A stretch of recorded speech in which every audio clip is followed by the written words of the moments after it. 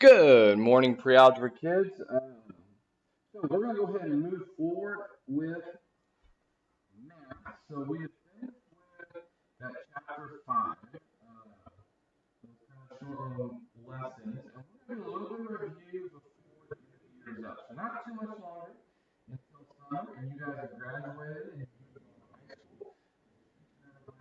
The best of luck when that time comes. But let's go and let's finish the year out strong. So we're going to do a little bit of review, and one of the most important lessons that we are going to review is slope.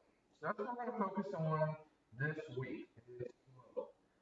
Slope has a lot of different key concepts to it, and we need to take another look at those, make sure we're comfortable with them and we're familiar with them, because come next year when you have to deal with slope, you need to be familiar with it because you need to have a good understanding of it so that way you guys do well in the classroom. So let's go ahead and let's begin with slope in our review. So again, with slope, we have two formulas. First formula, well, that's when it's equal to rise over run. Rise being the numerator, run being the denominator. We use this formula whenever we're looking at a graph, and maybe on our graph we have a line that's drawn. Well, we can count the boxes, how many units did it rise, and then how many units did it run. Our next formula for slope, this one is more where we're not given that graph, and to make it easier on ourselves, that way we don't have to graph it, we can use this formula of y2 minus y1 over x2 minus x1. Notice, guys, on this formula, the 2 and the 1, that is not squared into the first power, okay? That's just saying my second y and my first y, and my second x and my first x. Also, subtraction. Subtract, subtract, subtract. Do not switch it to addition whenever you're solving these formulas. Now, I want to focus, guys, on numbers 1 and number 2. I want to focus on finding just the slope. So, number 1, I've got two ordered pairs. I've got 5, 3, and 2, negative 4. I want to find slope. Again, slope, we give the letter M. So again, y2, y1. If it helps, label your pieces before you get started. So xy, well, this is my first ordered pair, so I'm going to call it x1 and y1. My second set of ordered pairs, I have x and y, so I'll call this x2 and y2. Now I can just plug these into my formula as I see them. So my y2, negative 4, minus y1, which is 3, over x2, which is 2, minus x1, which is 5. And there you have it. So now we just go through and solve. Slope's going to be equal to whatever this simplifies down to. So negative 4 minus 3, that's going to be negative 7. 2 minus 5 would be equal to negative 3. And a negative divided by a negative, that's going to give me a positive. So this one is equal to 7/3. And there you have it. So my slope on this one is 7/3. So if I were to draw this one, I would rise 7 units, and then I would run 3 units to the right. So there's my slope for number 1. Let's look at number 2. I've got negative 1, 3, and negative 7, negative 8. Still want to find slope. Again, if it helps, order your points. So I've got x1, y1, x2, y2, and let's plug them in. So slope, m equals y2 is negative 8 minus y1, which is 3, over x2, negative 7, minus x1. Now notice, guys, x1, it's negative 1. I want to carry that entire thing down. So we should end up with minus a negative here in our denominator. Let's go through and let's simplify.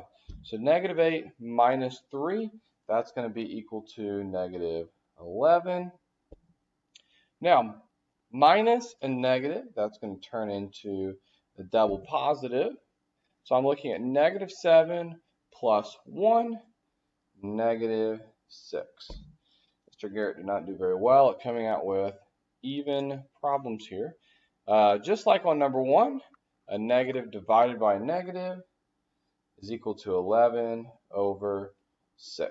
So my slope on number 2 is equal to 11 over 6. Now let's continue on with slope. Again, a lot of pieces that go with it, but hopefully this should be a review and something you are familiar with. So with slope, we use this formula y equals mx plus b, where m was our slope, b, that was equal to the y-intercept. And what that means is that's the line that crosses the y-axis. So if I were to draw a quick little sketch of, say, here's an xy axis. Your x goes left and right, your y goes up and down. I draw a line. I want to find the slope of this line. Well, where does it cross the y-axis? It crosses the y-axis right there. So I'm looking for that point, that y. What number is that it crosses at the y-axis? And that's what my b is equal to. So let's go ahead on numbers 1 and 2. Can we identify what the slope is? So for number 1, I've got y is equal to 2x plus 3. Okay, what's my slope here? My slope, that's going to be equal to 2. What's my y-intercept? My y-intercept is equal to 3.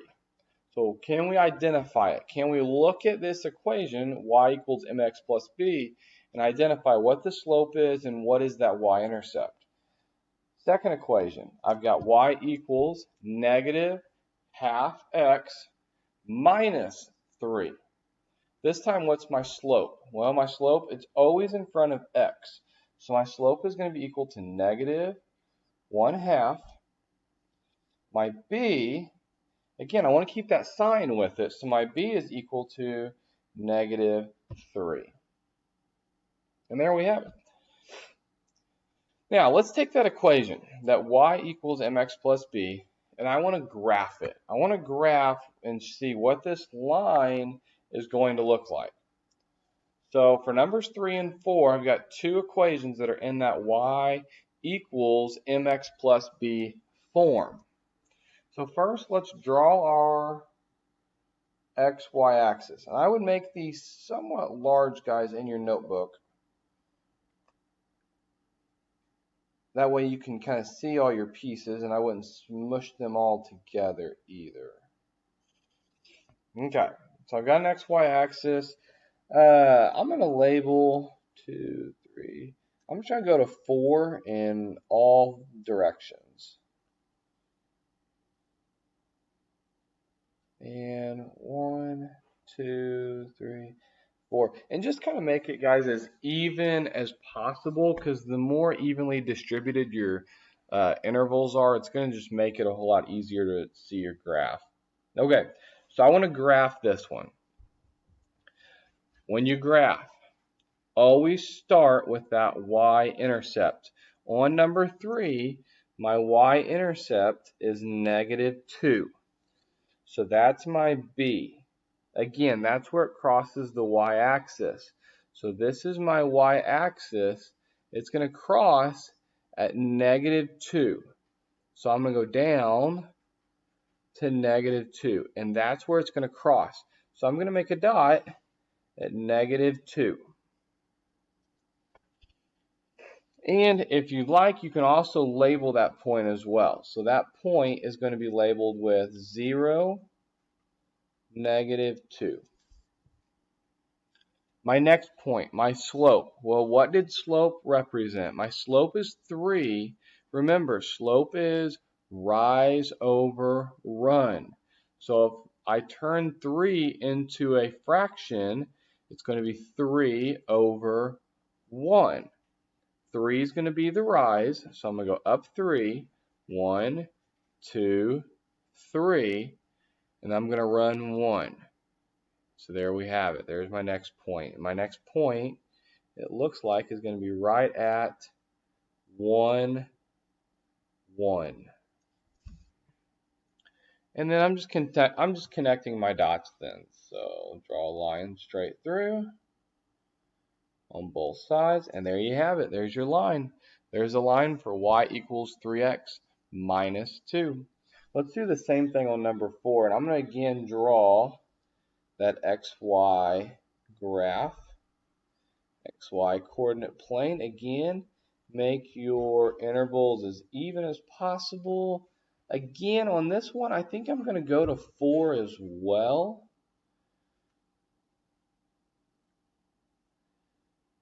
Make it plenty big, that way you can see what your graph really is going to look like. Okay, on this one, something that's already kind of stuck out to me is I've got y equals negative 1/3 x plus 2. Something that stuck out on this one, guys, is in front of my 1/3 is a negative symbol. So because I have that negative symbol in front of my slope, my line should be going down. I should be starting from the top on the left and going down as I move right. Let's go ahead and let's graph this one and see if it comes out that way. So the first thing I want to graph is that y-intercept, and my y-intercept is 2. So I'm going to find 2 on my y-axis. So go up to 2, I'm going to make a dot, and I'm going to label it 0, 2. Now I'm going to graph my slope. Now remember, slope is equal to rise over run. Now with this one, my slope is negative. So my rise is really like a negative rise. So it's like your rise is really going not up, but down. So I'm going to go down 1 and run 3. 1, 2, 3. I'm going to make a dot right at that point as well. And that one comes out to be 3, 1. And from there, I'm going to connect the dots. And there you go. There's that line. And as you can tell, guys, as I start on the left and I work myself to the right, that line does go down. So it starts up high and goes downhill then. All right, let's look at one more problem, guys, before we go ahead and kind of wrap up this review. So I've got this problem here, number 5. I've got an ordered pair and I've got a B. And I want to find an equation. I want you to give me the equation that would run through this, that would go through these, this point and this y-intercept. I want that equation. Well, for an equation is y equals mx plus b. For an equation, I need m and I need b. I have b. B's given to me already. So the last thing that I need is m. So I need to find m. Well, how can we find m? We can find m by plugging in all of our different values. So, by doing such, do I have a y anywhere up top here? Absolutely. I've got a y in my ordered pairs, because an ordered pair is x, y. So I'm going to plug in -1 for y equals. Trying to find m, so I'm going to leave that as m. X. Do I have an x? Absolutely have an x in this ordered pair up top. That x happens to be 2. And then do I have a b? And the answer is, again, yes. And it's going to be plus whatever b is 5. And from there, I'm just going to solve this two-step equation for m. Before I start solving, I'm going to kind of rewrite this one to make it a little more familiar for us. So I'm going to write it as -1 is equal to 2m plus 5. Now I'm going to solve for m. First step, subtract 5 to the other side. So when I subtract, -1 minus 5, -6 equals 2m. And then last, I need to divide by 2. So m is equal to -6 divided by 2, -3. So my m is equal to -3. So now that I've got my m, I can write my equation. So I'm going to go again from this equation, y equals mx plus b. I'm going to start writing it, and I'm only going to fill in m. I'm only going to fill in b. So y is equal to -3x plus 5. And there we go. There's our equation. Y is equal to -3x plus 5. Hopefully, guys, this was a lot of review and something you were familiar with and something that was just kind of a, oh, yeah, I remember how to do that. If you have any questions, guys, let me know. Let me know what you think, and we'll get busy on an assignment with this starting tomorrow. Thanks, guys.